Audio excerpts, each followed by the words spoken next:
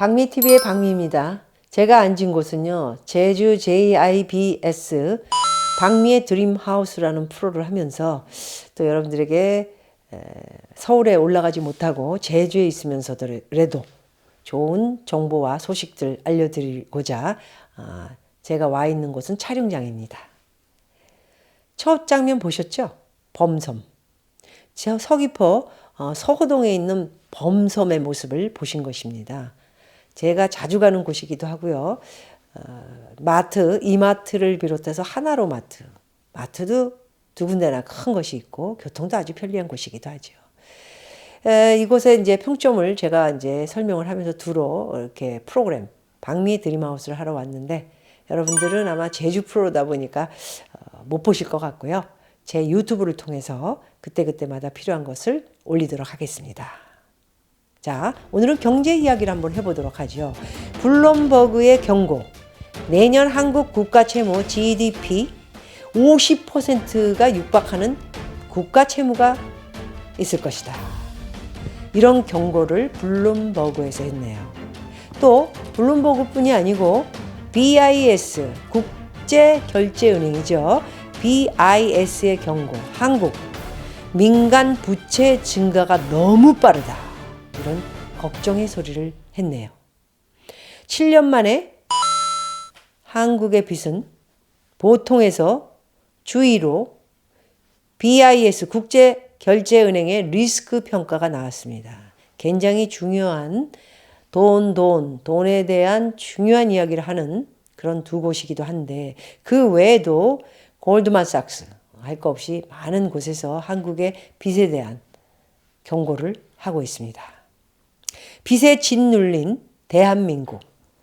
한국의 기업가 가계 부채가 가파르게 늘면서 국제결제은행 BIS 집계 결과가 지난해 민간 부분 및 위험도가 7년 만에 보통에서 주의 단계로 높아졌다. 사실 빚이 많이 늘기 시작한 것은 문재인 정부가 들어오면서부터죠. 어떻게 나라를 운행하는지는 모르겠지만 참으로 걱정스럽다 했던 이야기가 제가 유튜브 시작할 때 작년 초였던 것 같은데 결국 1년이 넘으면서 이렇게 위험한 수준이 왔다. BIS 국제결제은행 또 블룸버그, 골드만삭스 할 것 없이 많은 세계적인 돈을 만지는 곳에서 우리나라에게 경고를 하고 있습니다. 한국이 글로벌 금융위기 이후 11년 만에 부채 위험도가 경보 단계에 진입할 것으로 우려된다. 11년 만에. 작년 38.1%였던 한국의 국내 총생산 GDP 대비 국가 채무 비율도 올해 말 44%를 넘어서 정부, 기업, 가계 등 3대 경제 주체 모두 3대 주체, 정부, 기업, 가계부채, 개인까지 세 개가 다 경제 주체 모두 빚더미의 늪에 빠질 것으로 내다봤습니다. 한국의 경제 성장률이 10년 만에 가장 낮은 2%의 턱걸이하는 동안 부동산 경기 과열로 가계부채가 늘고 미국, 중국 무역 분쟁과 일본의 수출 규제 등이 겹치면서 기업의 경영 환경이 악화된 탓으로 풀이된다고 합니다. 문제는 코로나19 쇼크로 전 세계가 지금 경제가 마비됐다 볼 수 있을 정도로 어렵지요. 코로나19 쇼크로 올해 이 지표가 더욱 나빠질 가능성이 높다고 합니다. 국제통화기금이 IMF죠. 한국의 올해 성장률은 마이너스 1.2%로 전망한 가운데 국내 기업, 가계, 대출 세 개가 모두 사상 최대 규모로 늘어나고 있다. 이런 말씀을 드릴 수 있겠습니다. 개인까지 전부 하나하나 지금 파산이 많아지고 있고요.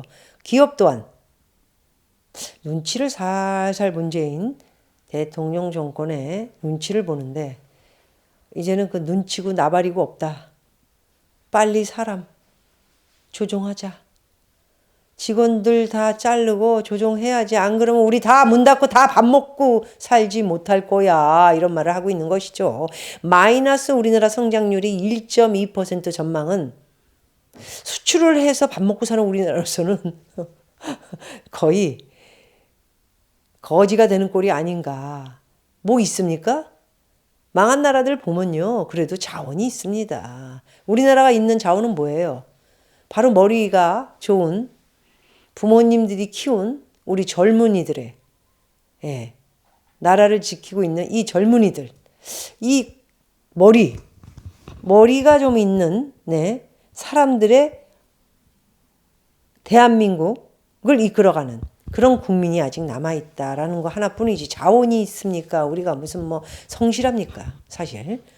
그래서 굉장히 어려운 시기로 접어들었다. 이렇게 보겠습니다. 2020년 문재인 정권 아직 2년 남았네요. 얼마까지 빚을 올려놓고 갈지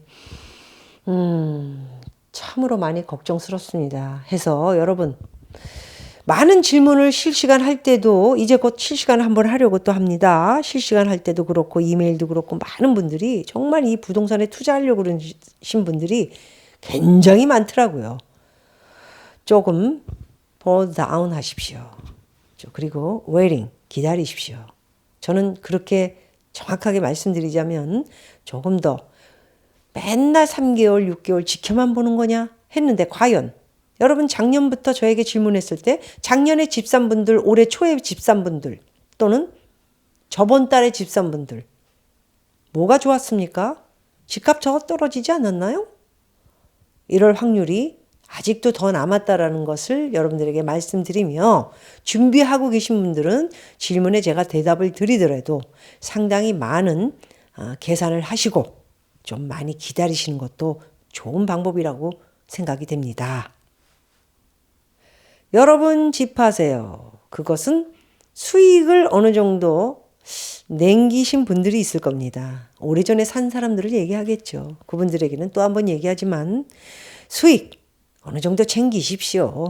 그리고 새로운 낮은 집들, 값이 낮은 집들을 또 사서 수익을 또 벌 수 있으면 또 좋은 기회를 찾는 것도 좋은 방법이다. 집을 가지고 계신 분들에게는 이렇게 정답을 드리고 싶네요. 어쨌든 여러분들 부동산 한 채, 집 한 채는 제 인생에 굉장히 모든 사람들의 인생에 굉장히 중요한 터닝 포인트가 되며 노후 대책의 기본적인 방법 중에 하나라고 저는 생각하기 때문에 집을 꼭 사야 할 때가 언제고 팔아야 할 때가 언젠지 그것을 눈여겨보시고 계속 경제 공부를 하시면서 제 유튜브도 들어와 가끔 모니터를 하시는 것도 좋을 것 같습니다. 감사합니다, 여러분.